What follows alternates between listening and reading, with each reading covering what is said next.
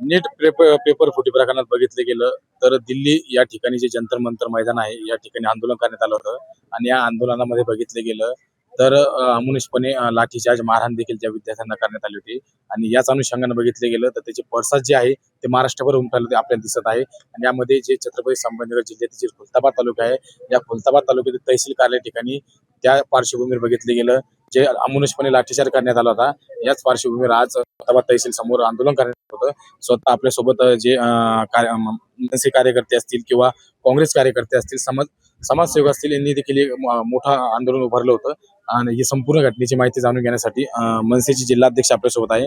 दादा नमस्कार. बघितलं गेलं जे जंतर मंतर मैदान आहे या ठिकाणी जे नीट पेपर फुटी प्रकरणी एक आंदोलन उभारण्यात आलं होतं.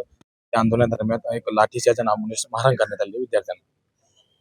सर्वप्रथम पहिलं माझे सगळे सहकारी मित्र राष्ट्रवादी काँग्रेस वंचित बहुजन शिंदे गट यांच्या सर्वांचं मी हार्दिक स्वागत करतो. आम्ही सर्वांनी त्यांनी आमचे संतोष भाऊनी ही गोष्ट सुचवली की सर्वजण आपण एक मोर्चा काढूया तहसीलला.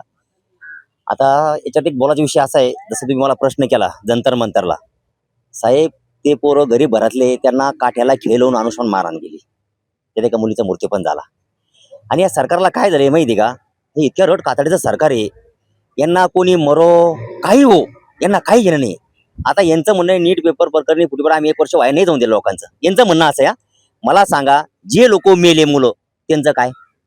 आता मला सांगा यांचे जे प्रधान आहे, अहो त्यांनी जर ते मंत्री जर खाली आले पोरांची बाईट जर घेतली आणि त्याच्यावर जर एक सोल्युशन काढले. काल आपल्या देशाचे पंतप्रधान त्यांनी काल एक बाईट केलं की मला चिंता आहे मुलांची सगळ्या गोष्टी आहे. कुठली चिंता आहे हो, पोरांना ठोकणार तुम्ही वरून मारणार चिंता आहे, हे नाहीये. या लोकांचं काय झालंय आता हे फक्त बघा, मी काल बऱ्याचशा नेत्यांचं बघितलं, समोर या चर्चा करा, रस्त्यावर उतरू नका. काय पिसाळे कुत्रे डसले का आमच्या पोरांना चर्चा करायला? करतील ना चर्चा, या ना तुम्ही, काय समोर आहे. कुठलाही नेता सांगतो पोळी भाजताय कोणी आतून पाठिंबा आहे बाहेरून आहे. तुमच्या लेकराला साहेब जर थोडीशी आस आली ना, तो निवडणुकीतून जर पडला, तुम्ही त्याची देखभाल करता साहेब. हे आमचे गोरगरीब मुलं आहे, अहो यांची आईवडिलांची परिस्थिती बघा तुम्ही, कुठून आलेले पोरं आहे, अहो यांना काय सुविधा आहे राव, कुठलीही गव्हर्नमेंटची सुविधा नसती. मग आज तिथं पोरं जमलेले असताना येणीच्या लाठीचार नाही करायला पाहिजे साहेब. तुम्ही हे बघा बोलून बोला ना पोरांना. आज तुम्ही लाठीचार करून त्या पोरामध्ये तुम्ही दोष निर्माण केला की शेवटी कायदा व्यवस्था काही राहिली नाही. आपले देशाचे सरन्यायाधीश ते सरळ सांगतात की मला अश्लील व्हिडिओ बघायला वेळ नाही. मग आता न्याय कोणाला मागायचा? आम्ही न्याय मागायचा कोणाला? सरकारला मागायचा. सरकार सरळ सांगतं तुम्ही आतून हाते बाहेरून हाते. हे तो काल सदाभाऊ खोत काय बोलताय ह्या लोकांना? कुठली व्याख्या आहे? देशद्रोही पोरं आहे, गुन्हेगार आहे का लूटमार करण्यासाठी आले? अहो तुम्ही सरळ सरळ त्यांचा प्रश्न आहे ना, मग शिक्षण करून फायदा काय? या भारतात जन्माला आलेले त्या पोरांना असं वाटतं की आपण काय जन्म घेतलाय भारतामध्ये. जर तुम्ही पेपर आज ते पोरं 2-2, 3-3, 5-5 वर्ष शिक्षण करतात, त्यांना कुठली सुविधा नाही, अहो फीस कुठली मागायला गेली. जर ते एका पोराचं भवितव्य 1 वर्ष रिटर्न झालं साहेब, मानसिक गुन्हेगारी वाढण्याचं कारण साहेब सरकार आहे. जी गुन्हेगारी वाढली ना, ज्या भारतामध्ये म्हणा महाराष्ट्रात म्हणा गुन्हेगारी वाढायला कारण मी सांगतो हे सरकार आहे. गुन्हेगारी वाढली नसती साहेब. तुम्ही लोकांच्या हाताला काम द्या, पोरांच्या प्रायव्हेट नोकरी द्या. प्रायव्हेट नाही, सरकारी नाही, हे नाही ते नाही. अरे तुम्ही बसले ढोंगाला डायपर पासून, मग पोरांचं काय? यांची मागून हातभर फाडलेली आहे पण हे सांगू शकत नाही. यांना रोज डायपर चेंज करावं लागतं, हे सांगतात. आता मी काल बघितलं महारक्तदान शिबिर. अरे पहिले तुम्ही रक्त पिलेले ना, आता किती रक्त पिणार? या पोरांचं, अहो या पोरांचं भवितव्य आहे का? 10वी 12वी ग्रॅज्युएशन कुठे नोकऱ्या? काय आहे प्रायव्हेट? नाहीये. मग ते नसतानाही तुम्ही त्याला वरून मारहाण करणार आणि सांगणार धमकी देणार. मी अधिकाऱ्याला दोषी ठरत नाही, हे सरकार त्यांना सांगतात असं करा म्हणून. पोलिसवाल्यांना सांगतात पाकिट ठेवीन, ड्रग्ज ठेवील. काय चाललंय? आतंकवादी आहे निजामशाही चाललंय काय यांचं? हे नील लेकरांच्या भविष्याशी खेळू नये साहेब, माझं एवढंच म्हणणं आहे. राजकारण तुम्ही बाजूला ठेवा, त्यांची चर्चा करा. तुम्ही जाती बेसला बाजूला करा आणि त्यांची चर्चा करा. काय पाहिजे पोराव तुम्हाला? असं एक नाही साहेब. आणि नोकरी मला सांगा, शिक्षण करायचं कशासाठी? जर पेपर फुटत असेल तर शिक्षण करायचं कशासाठी? मग बरं नाही का घरी शेतात काम केलेलं? म्हणून मला या सरकारला सांगायचं, तुमचं राजकारण जातीपातीचं बाजूला ठेवा. कोणी आतून बाहेरून हात नाही, कोणी पोळी भाजीत नाही. तुमच्या पोळ्या भाजणं चालू आहे, तुम्हाला खुर्ची लागती खालून बसायला. पण पोरांचं काय साहेब? तुम्ही उद्या पडले ना, तुमच्या पोराला डबा घेऊन जायचं नाही कंपनीत. पण आमच्या लेकरांना साहेब कंपनीत जायला जागा नाही राहिली. कुठे कंपनीत नोकऱ्या नाहीये साहेब. म्हणून या सरकारला सांगायचं तुम्ही सिरियस व्हा, याचा अति तिथे माती होत असते साहेब. शेवटी कोणाचं काही टिकलं नाही आतापर्यंत.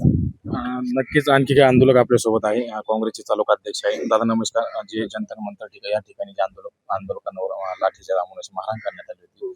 आता जे केंद्रीय शिक्षण मंत्री आहे यांचा देखील राजीनामा घ्यावा अशी देखील मागणी विद्यार्थ्यांकडून होती.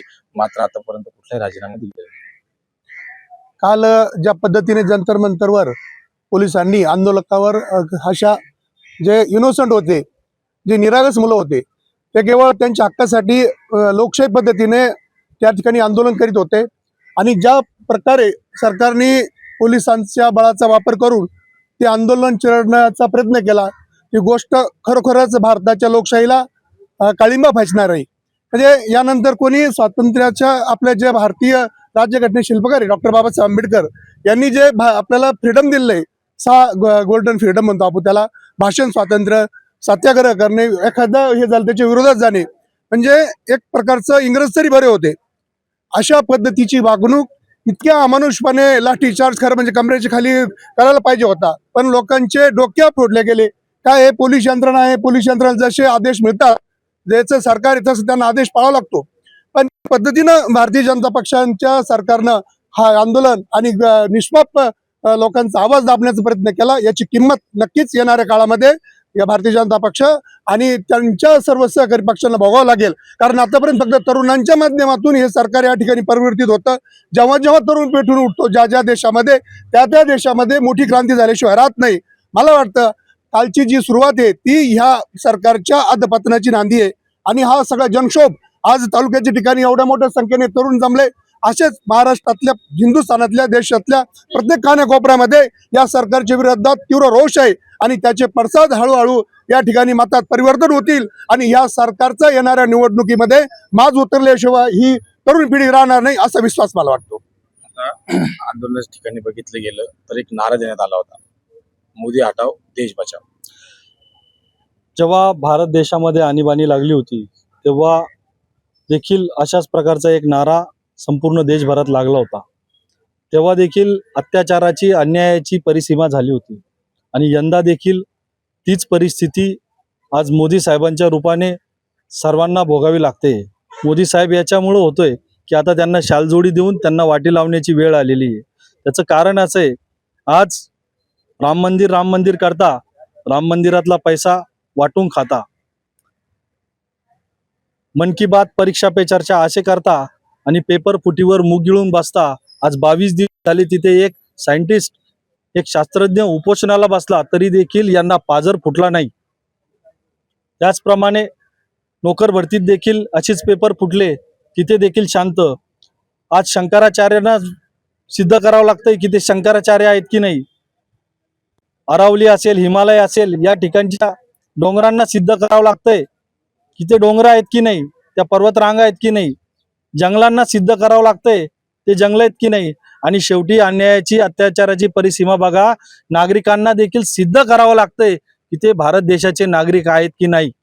यासारखी लाजिरवाणी आणि घाणेरडी बाब आतापर्यंत कुठेही घडली नव्हती. म्हणून या अन्याय आणि अत्याचाराच्या विरोधामध्ये खुलताबाद तालुक्यातील सर्व सन्माननीय पक्ष संघटना, सर्व सन्माननीय नेते यांनी माझ्या आवाहनाला प्रतिसाद दिला आणि एकदम कमी कालावधीमध्ये आपण सर्वजण आलात. दिल्ली येथील झालेल्या अमानुषपणे अत्याचाराच्या विरोधात, नीट पेपर फुटीच्या विरोधात आणि केंद्रीय शिक्षण मंत्री धर्मेंद्र प्रधान यांच्या राजीनाम्यासाठी आपण आलात. त्याबद्दल मी खुलताबाद तालुक्यातील तरुणांच्या वतीनं एक सामाजिक कार्यकर्ता म्हणून आपणा सर्वांचे खूप खूप आभार व्यक्त करतो. आणि यापुढे देखील जेव्हा जेव्हा तरुणांच्या प्रश्नासाठी, तरुणांच्या हक्कासाठी, नागरिकांच्या हक्कासाठी गरज पडली तर आपण सर्वजण याल ही अपेक्षा व्यक्त करतो. धन्यवाद. सर, आता एक शेवटचा प्रश्न आहे तुम्हाला.